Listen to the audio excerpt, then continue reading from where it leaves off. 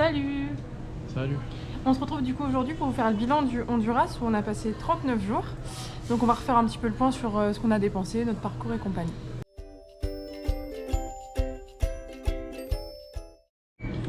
Donc du coup notre parcours, nous on arrive depuis le Salvador. Notre première étape c'était Gracia, c'était une ville qu'on savait pas trop si on allait faire ou pas. Et en fait on était super crevés parce que le Salvador on l'a fait un peu en speedant quoi, en bougeant beaucoup. Et donc on s'est dit que ce serait une bonne étape, une bonne première étape pour chiller et tout. Et franchement ça a grave été le cas. C'était archi sympa pour se reposer. C'est ça, on a fait des sources d'eau chaude. Ouais. C'est ça, on avait rencontré des sources d'eau chaude au Salvador, mais celle-là était mieux, elles étaient mieux entretenues. Ouais. Voilà. Franchement, c'est une étape que je recommande, après qui n'est pas indispensable non plus. Mais si vous avez envie de chiller un peu, franchement, c'est grave cool. Moi, je vous conseille vraiment de le faire quand vous arrivez du Salvador. Après, vous verrez que c'est un peu galère parce que la route fait ça et après vous descendez. Ouais, ça fait faire un détour en fait d'aller à Faire Gracias. un détour. Mais bon, ça fait un détour d'1h30, 2h quoi, max. C'est ça. Nous, on l'a fait en stop, donc voilà. C'était rapide. C'était rapide. Après, du coup, on est parti à Copan. Donc, Copan, c'est quand même un des gros pôles touristiques du Honduras. Moi, j'ai bien aimé. Je m'attendais à ce qu'il y ait un peu plus de choses à faire, de choses à voir à Copan. Apparemment, c'est plus animé le week-end. Donc, si vous y allez, je vous recommande plutôt d'y aller le week-end. Ouais, bah moi, j'ai pas trop aimé Copan. Je trouve qu'il y avait rien à faire là-bas. Donc, Il y avait les ruines, quoi. Bah, ça m'a. Ouais, bon, les ruines étaient pas mal, ouais, c'est vrai. Mais à part ça, voilà quoi. C'est un petit village, quoi. C'est un petit village. Après, on a eu un bon restaurant aussi, avec un bon Ramaïka. Sinon. Les 2 jours, voilà, moi je pense que c'est vrai que 2 jours max, 2 jours entiers sur place, ça suffit largement. Et après, du coup, on a fait notre workaway à San Pedro Sula. San Pedro Sula, c'est pas une ville incroyable. La plupart des voyageurs la zappent et je peux entendre clairement pourquoi. Hein. Moi, honnêtement, j'ai bien aimé San Pedro Sula. Mais c'est aussi le fait que moi, pour ma part, je trouve ça rassurant d'aller dans une ville à peu près, comment dire. C'est une grosse ville avec plein de restaurants, avec plein de de choses. restos, de centres commerciaux et tout. Et c'est vrai que faire des petits villages à droite à gauche, en plein cagnard ou je sais pas quoi, c'est un peu chiant pour moi. Et aller dans une ville comme celle-ci, ça a été cool. Et du coup, après, on est parti sur Utila. Utila qui est quand même le truc touristique du Honduras. C'est l'un des meilleurs spots rapport qualité-prix du monde pour faire la de la plongée. Donc là, on vous la recommande complètement. Après, il y a des voyageurs qui ne font que ça du coup au Honduras, que je trouve un petit peu dommage, mais que je comprends. Voilà, en tout cas, c'est pas à Utila que vous trouverez une ambiance très hondurienne. Bah, le truc, c'est que au Honduras, vous avez une communauté noire. Et là, quand vous allez à Utila, vous êtes vraiment au cœur de la communauté noire. Créole, ouais. Créole. Garifuna, créole, y a... Ça. Mais aussi, je pense qu'il y a au moins 50% d'étrangers, quoi, qui se sont installés là-bas. Ouais, mais... Ça parle anglais quasiment partout, enfin... C'est ça. Mais voilà, Utila, c'est vraiment... C'est l'autre partie, je dirais, du Honduras. Et du coup, après, on est allé à La Ceiba. La Ceiba, c'est pas un grand intérêt. Nous, ce qui était sympa, c'est qu'on y était pendant la Semaine Sainte. C'est ça, il y avait des grandes fêtes. Et puis là-bas aussi, c'est à peu près le même délire qu'Utila. Il y a une grande communauté noire là-bas aussi. Et donc, ça fait aussi partie de la seconde partie du Honduras. Ouais. Et après, du coup, on a fait Tegucigalpa, la capitale, ce qu'on ne recommande pas du tout. On vous l'avait déjà dit dans le vlog. Hein. De toute façon, on n'a pas aimé, nous. Nous, on devait y aller parce qu'on avait un test PCR à faire. C'est ça, et que c'était plus proche de la frontière pour partir ensuite vers le Nicaragua. Mais je vous conseille pas d'y aller. Parce que c'est pas incroyable. De toute façon, oui, on nous l'avait déjà dit, les capitales centra-américaines, elles sont pas ouf. Bah, en tout cas, on n'a pas fait les autres, mais celle-là, on l'a fait et on peut vous dire que c'est pas incroyable. C'est pas incroyable, c'est même un peu glauque. Il y a ça plusieurs... dépend là où vous allez, mais là où on a allé, c'était glauque. Après, il y a plusieurs étapes qu'on n'a pas faites parce que faute de temps, faute de trouver d'hébergement, on n'a pas été à Tela par exemple. Tela et Trinfula Cruz, que moi je voulais vraiment aller, mais qu'on n'a pas pu faire, qui sont sur la côte Caraïbe également. Moi, si vous y êtes, je vous conseille vraiment d'y passer, ça a l'air super sympa. Bah, on reste dans cette ambiance caribéenne, Garifuna. Voilà, on n'y a pas été, mais je vous le recommanderais.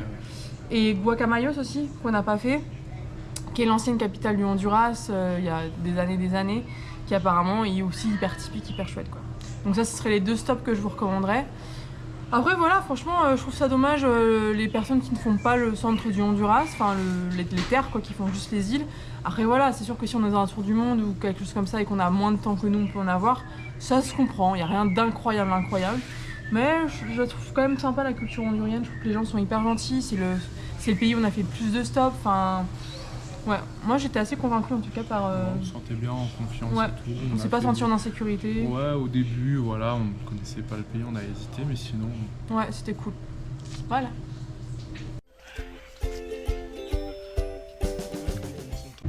Mon deuxième point, du coup, le budget. Donc, du coup, nous, sur les 39 jours qu'on a passé au Honduras, on est sur une moyenne de 35,85 € par jour pour deux. Sachant qu'on a fait un test PCR sur place qui nous a coûté 40 $ chacun.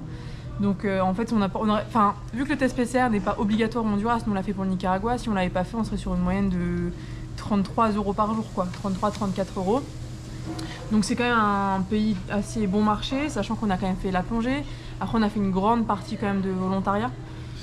On a fait plus de la moitié de notre temps en volontariat, donc voilà, où on ne paye pas d'hébergement, où du coup on se fait principalement à manger, donc voilà. Ça. Après, à Uchila, on s'est principalement fait à manger aussi. Ouais, au moins un repas sur deux, on le faisait à manger. Au moins, un repas sur deux, ou ça. au moins tous les repas du soir. C'est ça. Et en général, du coup, le midi, on mangeait des baleadas, ce qui est la spécialité du Honduras, c'est comme des tortillas, ça faisait des tortillas avec des haricots rouges, du fromage et puis des avocats ou autre. Ça. Et après, si vous prévoyez de faire la même chose que nous, de vous cuisiner principalement si vous allez à Uchila, parce que là-bas, c'est une île et donc la nourriture est très chère quand vous allez faire des courses. Achetez avant quand vous serez sur le continent. Nous, c'est ce qu'on avait fait, on avait acheté tout avant, comme ça nous avait revenu moins cher. C'est ça. Mais en tout cas, oui, c'est possible d'aller au restaurant et de manger pour aller, on va dire, moins de 100 lempiras chacun. Entre 100 et 150 lempiras, on trouve largement plein de plats. Moins de 200, je dirais, pour être sûr. Ouais, 200, c'est vraiment... Quand on commence à aller à plus de 100, déjà, on a un vrai bon gros repas, quoi. Et 200 lempiras, je vous referai la conversion, mais c'est pas bien cher, quoi. Nous, pour une fois, du coup, notre premier pôle de dépense, c'est la dépense activité, parce que du coup, on en avait pour quasiment 500 €. C'est surtout en fait la plongée, parce que du coup, que ce soit quand on était en workaway ou en plongée, en fait, notre hébergement n'était pas payant. Enfin, c'est compris dans le prix, quoi, mais du coup, c'était pas payant. Donc du coup, c'est vrai que là, pour le coup, notre budget hébergement, il est de 119 €. On a quasiment passé aucune nuit. Enfin, on a passé 6-7 nuits en dehors de notre workaway, quoi. Enfin, et de Uchila. Donc c'est la première fois que notre budget hébergement est si bas. Et après, du coup, après les activités, on a les courses, les repas, les restaurants, on met tout dans le même panier. C'est vraiment, de toute façon, à chaque fois, c'est un de nos pôles de dépenses principaux. Parce que, voilà, quand on mange bien, on aime bien se faire plaisir. Même si on cuisine quand même beaucoup, on cuisine quand même pas mal, voilà, ça reste forcément un poste de dépense qui peut pas forcément diminuer pour nous, quoi. C'est quand même, le Honduras, je l'ai trouvé quand même moins cher que le Guatemala. De toute façon, on peut pas faire. Pour l'instant, le Guatemala, c'est le plus cher des pays qu'on a fait. Et il y a des pays qui ont certaines réputations, comme le Costa Rica.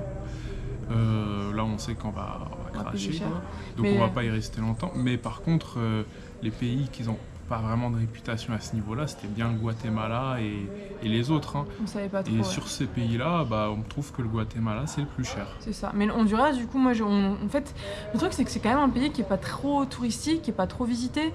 Il a été quand même compliqué pour nous souvent de trouver des informations, que ce soit sur les lieux à aller, les bus, enfin tout ça, c'était assez compliqué.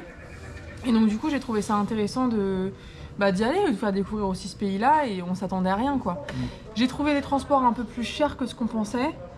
C'est vrai que quand on est arrivé, il y avait un gars sur Facebook qui avait mis les prix de tous les shuttles, tous les bus et compagnie. Sauf que quand on est arrivé, en fait, il y a eu une augmentation de l'essence et tout. Et donc les prix avaient augmenté, donc ça fait qu'au début on se méfiait un peu. En fait, on avait peur de se faire arnaquer, quoi. En fait, on s'est dit mais je comprends pas, on a vu ces prix-là. C'est le Guatemala qui nous a traumatisés. Donc maintenant on faisait attention, tout ça, et on a préféré faire du stop. On a fait beaucoup de stop. Et il s'avérait que c'est ce qui marche le mieux pour des gens comme nous qui sont vacanciers. Parce que si vous prenez des bus, très souvent... c'est un peu cher pour ce que c'est. Après, c'est pas cher en soi, mais... C'est pas cher, mais disons que le bus il est bondé, quoi. Et ils sont hyper lents. C'est vrai que souvent, par exemple, on avait fait la Entrada à Copan en stop, on avait doublé 3 ou 4 bus, quoi. Donc ça veut dire que, imaginons qu'un bus passe tous les quarts d'heure, 30 minutes, en fait on a gagné plus d'1 heure sur notre trajet. Ah, plus que ça. Ouais, mais large, quoi. Donc des fois c'est vrai que le stop c'est... Ce qu'il faut savoir, c'est que le bus attend d'être rempli avant de partir. Avant de partir, puis ils font des pauses, ils font des étapes, des fois ils s'arrêtent 1 heure dans un village, on sait pas pourquoi. Donc on a gagné environ 2 heures, je pense. Ouais. Donc franchement, voilà, on recommande vachement le stop, et puis après ça reste quand même un pays largement abordable, on va pas se mentir. Ouais.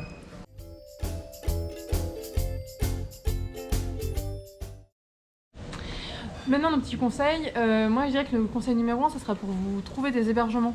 En fait, je sais pas pourquoi, au Honduras, Booking ça marche. Il n'y a pas beaucoup d'hôtels et d'hostels sur Booking. Enfin, nous, de ce qu'on a trouvé en tout cas, de toute façon, c'est toujours notre avis. Et pareil sur Airbnb, c'est souvent cher. En fait, nous, là, à chaque fois qu'on a trouvé des hébergements, c'était soit via Facebook, des gars qui conseillaient des hébergements et qui donnaient leur numéro de WhatsApp, soit on allait sur Google et on trouvait, en fait, on cherchait hostel dans une ville et on essayait de les contacter. Et souvent, ils mettent leur numéro WhatsApp et on les contacte comme ça permet d'avoir des meilleurs prix, de pouvoir négocier un petit peu. Et ouais, sur Booking, on n'a jamais rien trouvé. C'est ça, et puis c'est surtout que non seulement vous allez peut-être gagner du prix quand vous allez faire comme ça, Ouais. mais en plus de ça, si vous avez un problème avec l'hôtel, bah ça revient au même parce que disons que nous on a eu des problèmes avec certains, un hôtel en particulier à Tegucigalpa, Tegucigalpa. Qu'on avait réservé sur Airbnb. Voilà, et nous on avait eu un très bon service client avant, quand on était en Inde. Mais là, il était autant nul, il n'y avait quoi. personne Après, pour nous répondre. Ouais, franchement, À le partir service de- client était vraiment pourri sur Airbnb. Ouais, et là, on n'avait personne pour nous répondre. Donc, en fait, si vous vous sentez pas de passer une nuit dans un hôtel que vous aimez pas, vous allez la passer la nuit dans l'hôtel que vous aimez pas. Parce que vous aurez personne pour vous répondre, C'est vous n'aurez ça. aucun service client. Oui, Booking, c'est pareil, leur service client, il est pas fou. Donc finalement, réserver sur WhatsApp, en fait, ça a les mêmes garanties, on paye moins cher, on paye pas. Parce que Et puis, dans vous- Airbnb, dans Booking, on paye toujours des frais C'est de ça. liaison, alors qu'en fait, ça sert à rien, quoi. C'est ça, et là, vous pourrez en plus demander des photos de l'hôtel, Ouais. des trucs. Puis négocier le prix, ça, c'est vraiment Négocier le prix. Nous, on a toujours réussi à négocier, même de pas beaucoup, mais toujours un petit peu, quoi. Donc, puis nous, on essaye toujours, c'est pareil, de vous mettre en adresse les hôtels qu'on a bien aimés en description. Dans le but aussi, voilà, si vous cherchez un hébergement, vous pouvez commencer à contacter ceux-là. On sait qu'ils sont pas chers, ils sont plutôt bien en général. Si on ne met pas, c'est qu'ils ont été nuls. Ouais.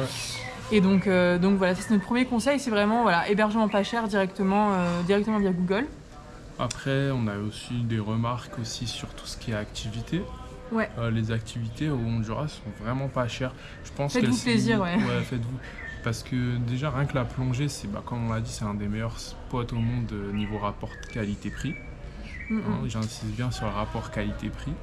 Et le cinéma, je suis allé au cinéma C'était, pour 100 lempiras la place. Il y a beaucoup de, 4 euros, quoi, il y a c'est pas beaucoup très cher. d'activités qui se limitent à 100 lempiras. Mm, mm.